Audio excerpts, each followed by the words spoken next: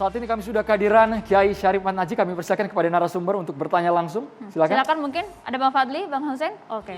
Terima kasih sekaligus saya tadi ingin ada yang kurang tersampaikan juga. Tentu kita berbelasungkawa atas tragedi kemanusiaan ini yang telah merenggut 48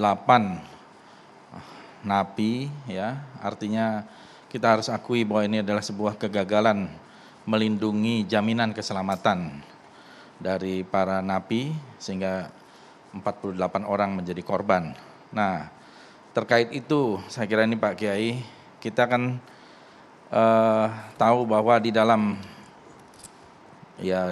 Islam, di dalam keberagamaan kita selalu ada amanah, diberikan amanah itu dengan tanggung jawabnya.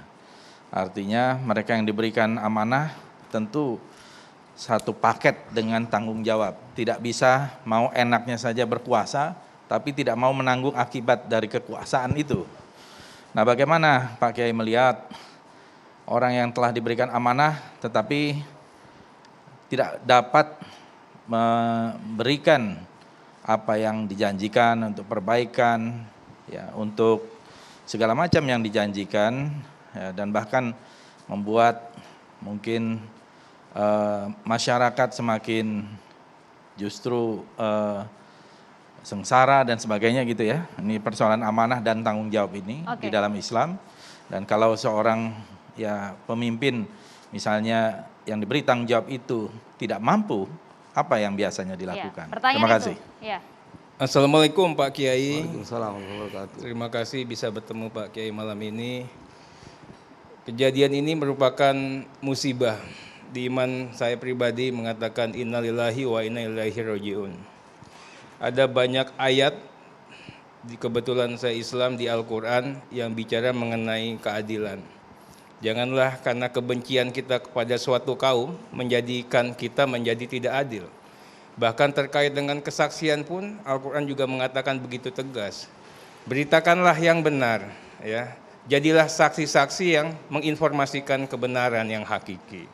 Untuk kasus atau tragedi yang seperti Tangerang ini, Pak Kiai, apakah adil vonis mendahului pemeriksaan? Apakah adil pemeriksaan belum tahu siapa yang bersalah, tapi tiba-tiba Pak Menterinya, Pak Dirjennya dibilang harus mundur, ya, mendahului pemeriksaan yang sedang berjalan, padahal kita hidup di negara hukum, negara kesatuan Republik Indonesia, Pak Kiai. Terima kasih Pak Kiai. Silakan Pak Kiai. Silakan Pak Kiai. Baik, bismillahirrahmanirrahim. Assalamualaikum warahmatullahi wabarakatuh.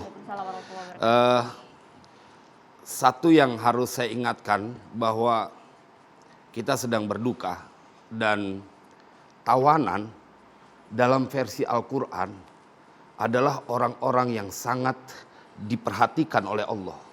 Sehingga ada janji dari Allah, mereka akan mendapatkan kebebasan nanti di yaumil qiyamah dari lantaran memperlakukan baik kepada tawanan. Wa yut'imuna at'ama 'ala hubbihi miskina wa yatima wa asira. Innama nut'imukum liwajhillah la nuridu minkum jazaa'an wala syukura. Bagaimana kedudukan tawanan sampai membuat orang terbebas dari siksaan di yaumil qiyamah kalau memperlakukan dengan baik.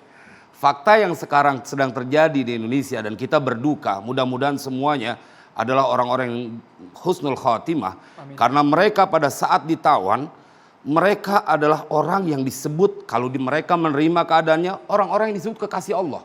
Innallaha yuhibbut tawwabin. Ketika mereka menerima itu, atau ketika mereka dalam hadis Nabi lain bersabda bahwa ketika mereka dalam kesusahan, mereka menerima itu, maka sesungguhnya ada skenario dari Allah ingin menghapuskan dosanya.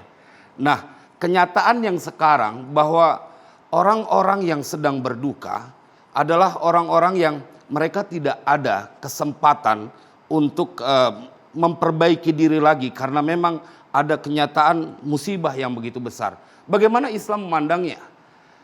Saya ingin menggabungkan dua pertanyaan ini.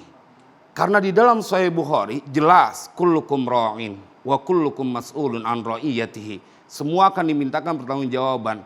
Jabatan itu sangat enak dengan fasilitas yang ada. Dan ini diakui oleh sahabat Nabi yang bernama Miqdad bin Amr. Beliau sampai datang kepada Rasulullah, "Ya Rasulullah, kau berikan aku jabatan, sesuatu yang membuat aku terfasilitasi. Dan secara pribadi aku merasa lebih baik dari yang lain. Dan itu sangat menyiksa buatku. Ya Rasulullah, aku bertubi-tubi mendapatkan fitnah, mendapatkan masalah." Maka kemudian beliau minta mundur. Apa yang terjadi dengan Khalid bin Walid? Seorang yang sukses dalam menjadi panglima perang. Tetapi Umar Ibnul Khattab memberhentikan dari jabatannya. Oh, dia orang yang sukses, tidak ada kegagalan. Sampai prajuritnya berkata, "Apa yang menyebabkan engkau rela untuk dipecat oleh Umar Ibnul Khattab?" Dia bilang, "Aku mengabdi buat agama, buat negara, bukan untuk kepentinganku."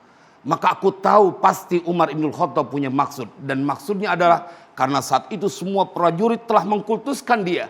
Dia tidak gagal, tapi minta pada saat dimundurkan, dia tetap menerima. Artinya keadilan itu adalah sesuatu yang diberikan pada tempatnya. Dan pada kesempatan kali ini mudah-mudahan Indonesia lebih baik ke depannya. Amin ya rabbal alamin. Terima kasih banyak Kiai Haji Syarif Matal Najib sudah hadir di Catatan Demokrasi. Saya Andromeda Merkuri. Saya Maria Segaf, mengucapkan terima kasih juga kepada seluruh narasumber yang ada di sini. Kita berjumpa lagi di Catatan Demokrasi minggu depan. Sampai jumpa. Sampai jumpa.